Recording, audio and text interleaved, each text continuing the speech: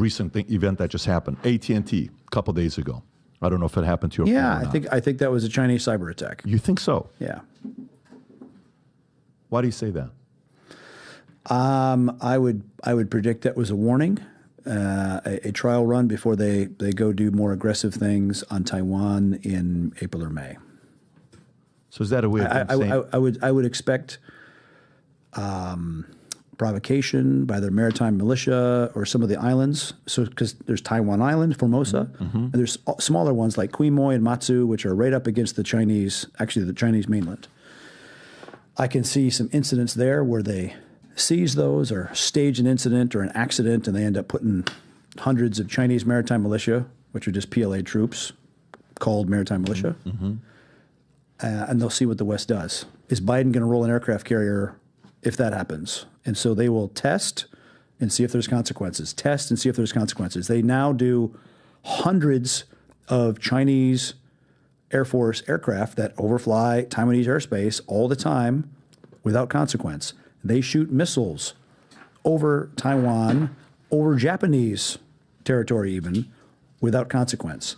If you allow them, China is an ancient society, and they will salami slice. They will keep pushing, right? You know how you can cut it really thin, and they might take 3 little slices, but they've moved the ball in their direction where they want to be.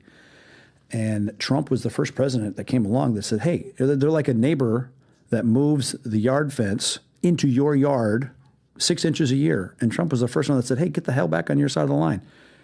I can tell you, I spent enough time in China during the Trump administration. They were spooked by him. They were the trade policies and the controls on certain technologies not going to China really spooked them.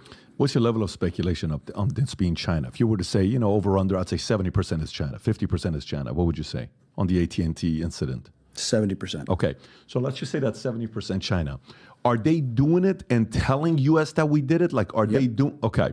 So they're doing it and they're saying. Break contact on Taiwan or more to follow. Got it. To say we are capable of doing way more than this if you screw with this. Okay. So let me go a little bit deeper with this, because when lots of asymmetric capability inside the United States already. What does it look like? Paint a picture of how ugly this could be, what China is capable of. Look, China, from a CI, counterintelligence perspective, they've had the Confucius Institutes at American universities for decades, which are Chinese government-funded interest in communication centers on campuses. They have the 1,000 Talents program, where they would task smart Chinese to go 1,000 Talent program. 1,000 Talent program, where they would task smart Chinese to go study in a specific university to gather intel on a specific thing. So they're tasked to go burrow in, learn, do, follow, take that tech back to China. Okay, they have the United Front Works Department all through the United States. So you have a lot of Chinese diaspora that are here that the Ministry of State Security still has their hooks in. And because there's family members back in China that they can hold in danger to make that person in America do what they want. If the FBI was serious about CI, the Communist Party members have to check in and go for training at least every 6 months.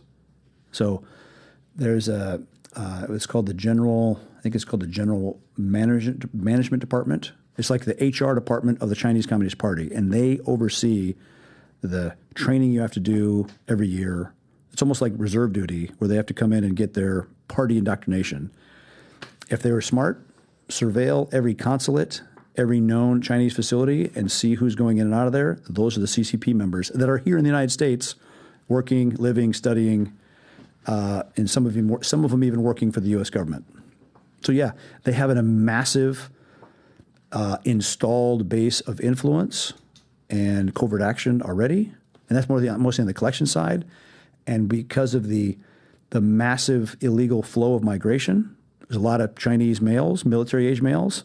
They're not all Chinese soldiers. They're not all Chinese spies. There's a lot of men. There's like 40 million males of marriage age in China with no prospects of marrying a female because of sex selection abortion.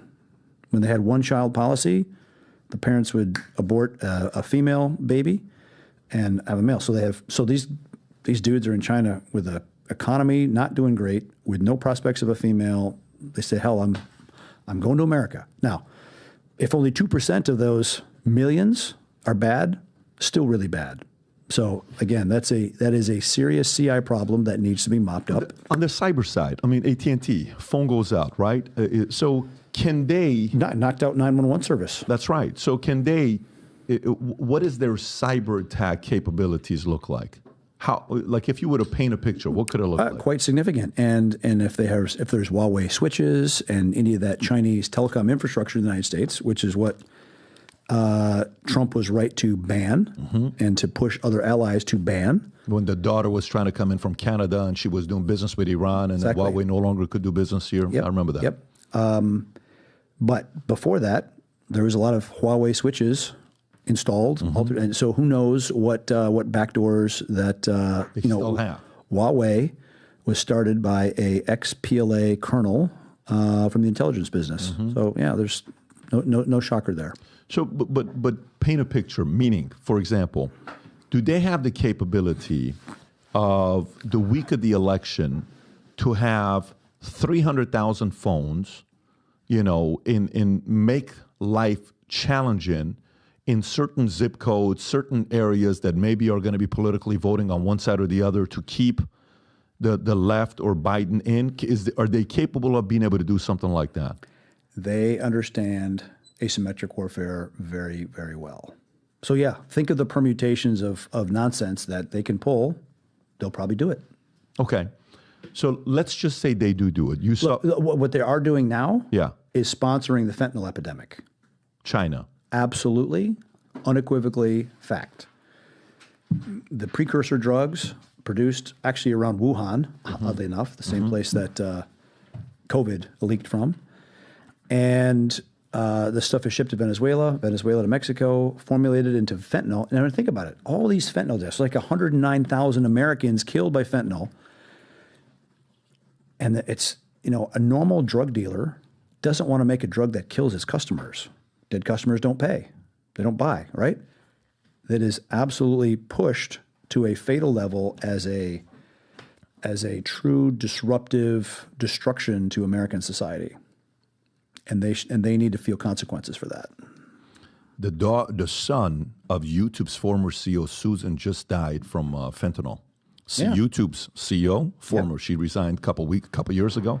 Her son just passed away. Tragic death from fentanyl. Yes. So if you like this clip and you want to watch another one, click right here. And if you want to watch the entire podcast, click right here.